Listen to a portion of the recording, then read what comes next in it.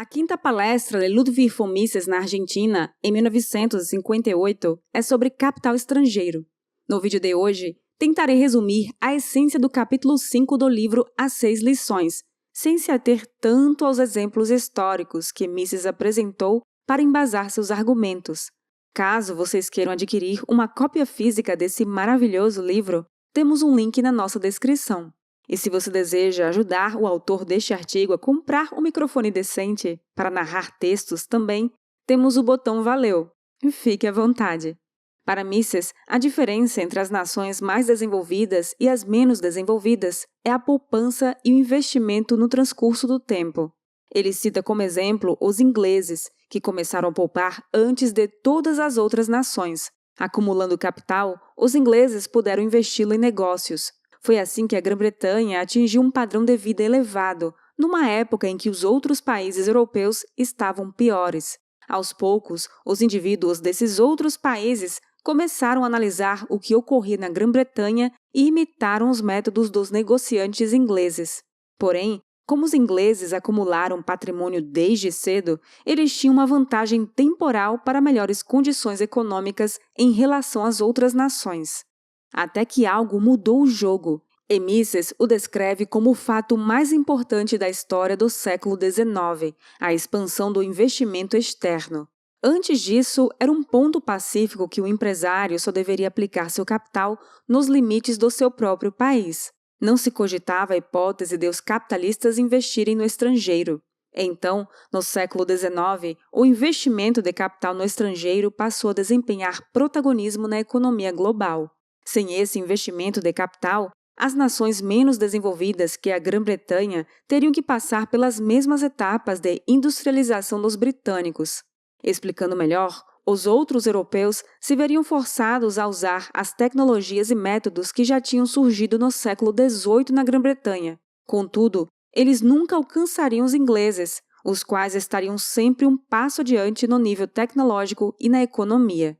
Segundo Mises, teriam sido necessárias muitas e muitas décadas para que esses países atingissem o padrão de vida já alcançado há mais de um século pela Grã-Bretanha. Mas o capital estrangeiro mudou esse cenário. O investimento externo refere-se, em resumo, a indivíduos que capitalizaram algum dinheiro e querem um ramo de negócios em outra nação. Os motivos que os levam a empreender longe de suas pátrias consistem em um intrincado conjunto de fatores psíquicos. O lucro é uma das exteriorizações desses fatores.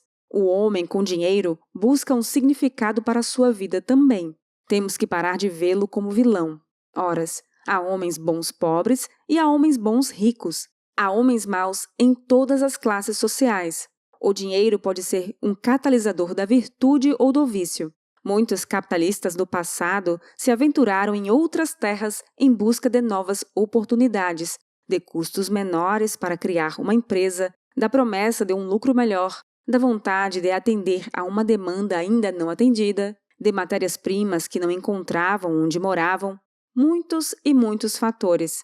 Essas motivações se misturam, de modo que é muito raso enxergar esses investidores como pessoas exploradoras. O investimento externo foi crucial para que os outros países europeus se desenvolvessem a ponto de alcançar a Inglaterra.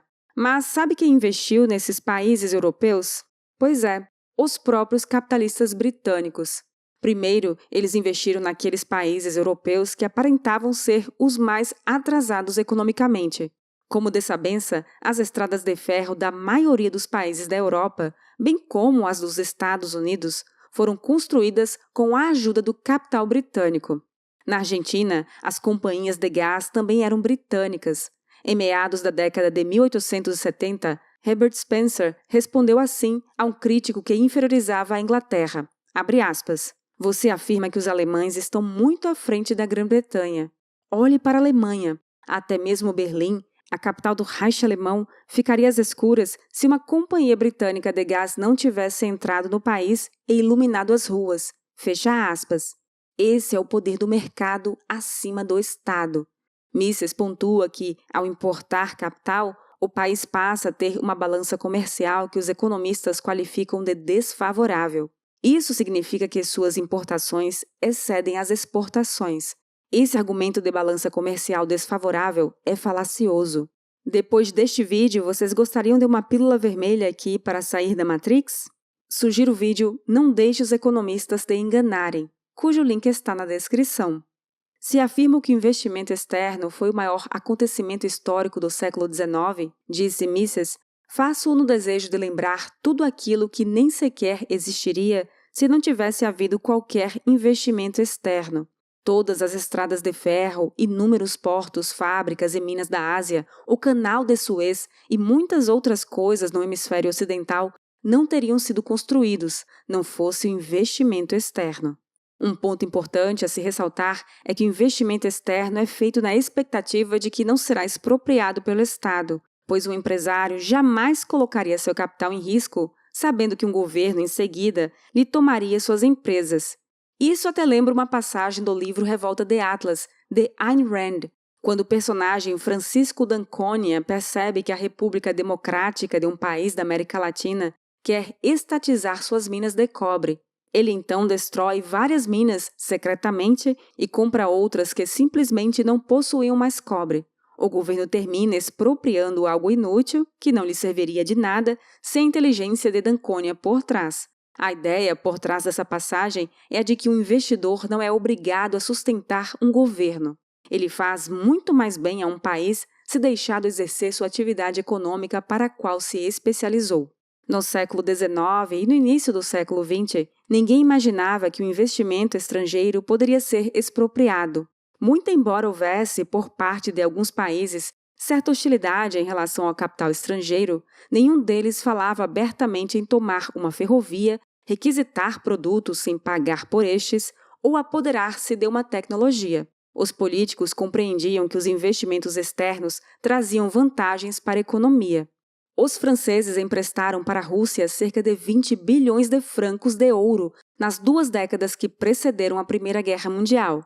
Grandes empreendimentos do governo russo, como por exemplo a ferrovia que vai desde os montes do Ural, através do gelo e da neve da Sibéria até o Pacífico, foram realizados basicamente com capital emprestado pelos bancos franceses ao governo russo. Os franceses não imaginavam que se implantaria um governo comunista na Rússia. A Rússia revolucionária declarou que não quitaria os débitos contraídos pelo governo czarista.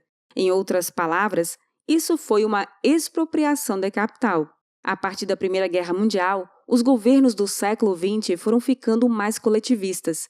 Iniciou-se uma guerra declarada aos investimentos estrangeiros. Hoje, existe bastante resistência de governos mais intervencionistas contra investidores de outros países. É fácil notar como isso permeia o imaginário do brasileiro, dos que estudaram em universidades públicas, dos que ocupam cargos do Estado, dos que acreditam no mito da proteção da indústria nacional, e assim por diante. Mises ressalta que não há qualquer medida capaz de impedir um governo de expropriar capital investido. Existe pouca proteção legal para os investimentos externos no mundo de hoje. Os capitalistas dos países exportadores de capital não previram essa catástrofe, porque não acreditavam que algum país pudesse ser antiético a ponto de descumprir uma dívida, expropriar e confiscar capital estrangeiro. Se tivessem previsto, jamais teriam colocado seu patrimônio nesses países. Esses confiscos, estatizações, moratórias e aumentos arbitrários nas taxas de impostos aos empresários encerraram o glorioso período de desenvolvimento econômico do século XIX. Tinha sido uma época em que o capital estrangeiro fomentara a implantação de métodos mais modernos no modal do transporte, na fabricação de produtos, na mineração e nos implementos agrícolas. O século XX inaugurou, contudo, uma nova era em que governos e partidos políticos passaram a ter o investidor estrangeiro rotulado como um explorador a ser escorraçado do país. Existem países que, além de possuírem pouquíssima poupança interna, o capital oriundo do estrangeiro ainda é mais reduzido por causa dessa hostilidade. Como é que esses países esperam aumentar seu parque industrial sem novos investidores? Os custos de produção só podem diminuir se houver melhorias nos processos produtivos, nas máquinas, nos softwares, na mão de obra especializada. Como esses países hostis, geralmente dominados pela esquerda, esperam que existam novas fábricas? Como querem gerar empregos e elevar os salários dos trabalhadores se eles adotam uma prática que terá exatamente o efeito oposto? Na prática, o que suas políticas fazem ao criarem obstáculos ao ingresso do capital estrangeiro é impedir ou retardar o acúmulo interno de capital. Mises argumenta que as tarifas e controles do câmbio exterior são exatamente meios de impedir a importação de capital e a industrialização do país. A Escola Austríaca de Economia já demonstrou que para fomentar a industrialização é preciso ter capital acumulado. Capital gera oportunidades. Capital permite o aperfeiçoamento das tecnologias que não só barateiam a produção, como também a aumentam. Portanto, o protecionismo não faz mais que desviar investimentos de um ramo de negócios para outro. Geralmente desvia para o ramo de atividade que vai dar lucro ao Estado, em prejuízo da população que deixa de experimentar novas invenções. Ou seja, o Estado está atrapalhando o progresso. O investimento estrangeiro pode, inclusive, melhorar os salários dos trabalhadores. Em um mundo sem barreiras migratórias, haveria uma tendência à equiparação dos padrões salariais de todos os países. Pense em 20 milhões de pessoas ingressando livremente nos Estados Unidos a cada ano, atraídas pelos melhores salários. Esse aporte de capital humano provocaria a redução dos salários nos Estados Unidos, por conta de muita oferta de mão de obra. Porém, acarretaria uma correspondente elevação em outros países, justamente pela escassez de mão de obra neles. Ato contínuo, os capitalistas tenderiam a se deslocar para aqueles países onde a mão de obra é abundante e barata, e pelo próprio fato de introduzirem capital nesses países, provocam uma tendência à elevação dos padrões salariais. E foi isso que aconteceu no passado, e segundo Mises, continuará funcionando no futuro. Mas o Estado tem que parar de atrapalhar. Este vídeo foi o resultado da colaboração entre Rhodes, Baby Yoda e Paulo Almeida. Inscreva-se no LD Liberdade, curta e compartilhe este vídeo. Siga-nos também no Rumble e no Odyssey. Os links estão na descrição. Até o próximo vídeo!